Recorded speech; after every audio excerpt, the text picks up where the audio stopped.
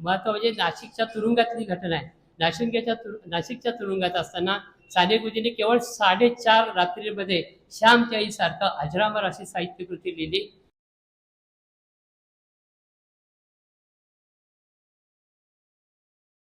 बंधू भगिनीनो, 17 जून 1950 रोजी साने गुरुजींचं आकस्मिक निधन झालं आणि त्यांच्या ध्येय धोरणानुसार काम करणाऱ्या अनेक संस्था उभ्या राहिल्या. साने गुरुजी बाल विकास मंदिर ही देखील त्याचपैकी एक संस्था आहे.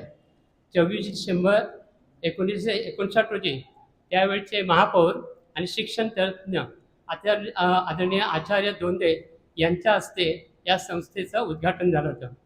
मुलांवर चांगले संस्कार व्हावेत, त्यांच्यामध्ये ज्ञानसंपादनाची आवड निर्माण व्हावी, वाचनाची गोडी लागावी, त्यांचे कलागुण विकसित व्हावे, थोडक्यात समृद्ध संस्कारक्षम असं त्यांचं भावविश्व व्हावं या उद्देशाने गेली 66 वर्ष साने गुरुजी बालविकास मंदिर ही संस्था अविरतपणे काम करते आहे.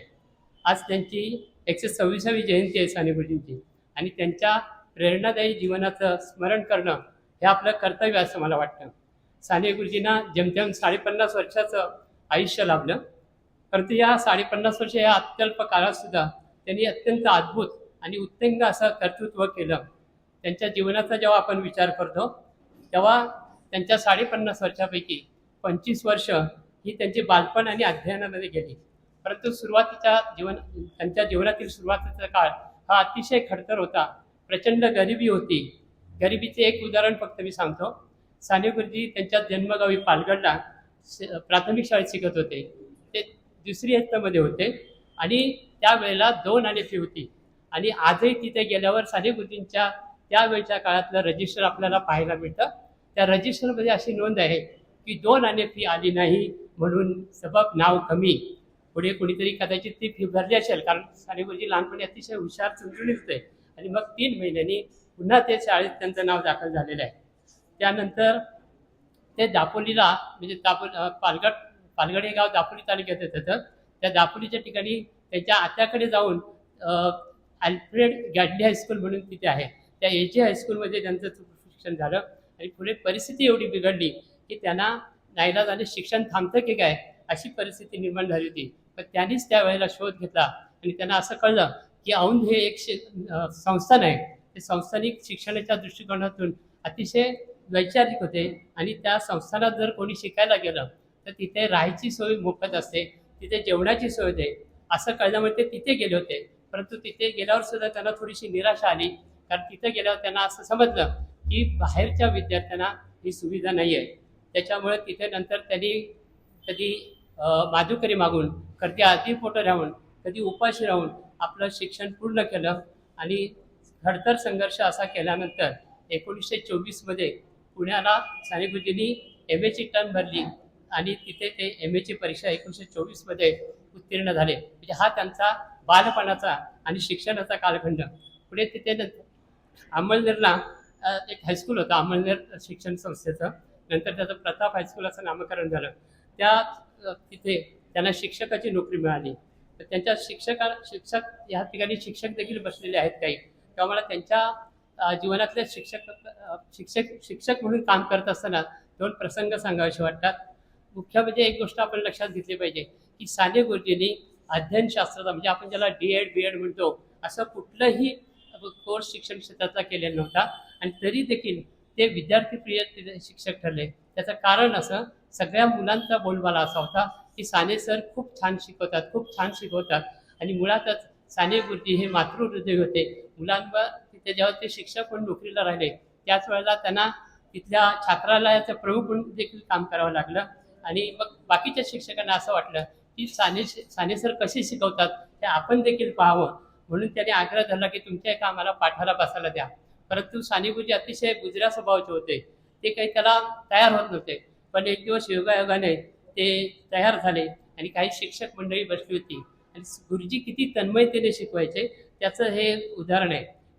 तो 7वीचा वर्ग म्हणजे आत्ताचा 11वी, कारण 4थी नंतर पुन्हा 1ली 2री 3री असे मोजण्याची तेव्हा पद्धत होती आणि मराठी केकावलीतील काही श्लोक असा त्या विषय होता शिकवायचा आणि त्या विशेषतः त्या श्लोकांमध्ये मातेचं वात्सल्य, कष्ट, अपार त्याग असं वर्णन होतं. आणि साने गुरुजी क्षणात म्हणजे इतके तल्लीन होऊन गेले की ऐकणारे सुद्धा मंत्रमुग्ध झाले. आणि जे मातेविषयीचं जे वर्णन आलं त्या वर्णनाने साऱ्यांना म्हणजे अक्षरशः त्यांच्या उपस्थित जे शिक्षक किंवा विद्यार्थी होते त्यांच्या डोळ्यातून अक्षरशः अश्रू व्हायला लागले. म्हणजे इतके तन्मय त्यांनी शिकत होते. त्यांनी अगोदरच शिपायाला सांगितलं होतं की तास संपल्याचाही घंटा देऊ नये, परंतु 1.5 तास होऊन गेला. अखेरीस शिक्षकांनी दुसऱ्या मुख्याध्यापकांनी त्यांना तास संपल्याची घंटा वाजवायला सांगितली. म्हणजे अशा पद्धतीचं साने गुरुजींचं शिकवणं होतं. एकदा 6वीच्या वर्गामध्ये ते संस्कृत शिकवत होते आणि एक विद्यार्थ्याचं त्याच्याकडे लक्ष नव्हतं नीटचं. मग त्यांच्या लक्षात आलं साने गुरुजींच्या. पण साने गुरुजींनी काही शिकवलेल्या पाठाबद्दल प्रश्न विचारला, परंतु त्या विद्यार्थ्याला उत्तर देता आलं नाही कारण त्याचं लक्षात नव्हतं. मग गुरुजींना असं वाटलं की हा आपला पराजय आहे. गुरुजींनी ऑफिसमधून छडी मागवली. आता आपल्याला असं वाटेल की गुरुजींनी त्या छडीने त्या विद्यार्थ्याला लक्ष नव्हतं म्हणून मार दिला असेल. पण बंधू भगिनींनो, साने गुरुजींनी तसं काही केलं नाही. ती छडी जेव्हा हातात आली त्यांनी स्वतःला सपासप मारून घेतलं. कारण साने गुरुजी आपल्या शिक्षकी पेशाजवळ अतिशय निष्ठेने ते नोकरी करत होते. त्यांची तन्मयता, त्यांची वात्सल्य या दृष्टीनं त्यांचं शिक्षण चाललं होतं. त्यानंतर त्या अमळनेरच्या शाळेत ते शिक्षक म्हणून काम करत असताना साधारणतः 1930 सालचा काळ होता तो. आणि स्वातंत्र्याचा लढा अतिशय व्यापक तीव्र झाला होता आपल्या भारतीय स्वातंत्र्याचा. जनतेवर अत्याचार होत होते. क्रांतिकारकांना फाशी दिलं जात होतं. देशभक्तांना विनाकारण तुरुंगात डांबलं जात होतं. आणि अशा परिस्थितीत साने गुरुजी अत्यंत प्रचंड अस्वस्थ होते.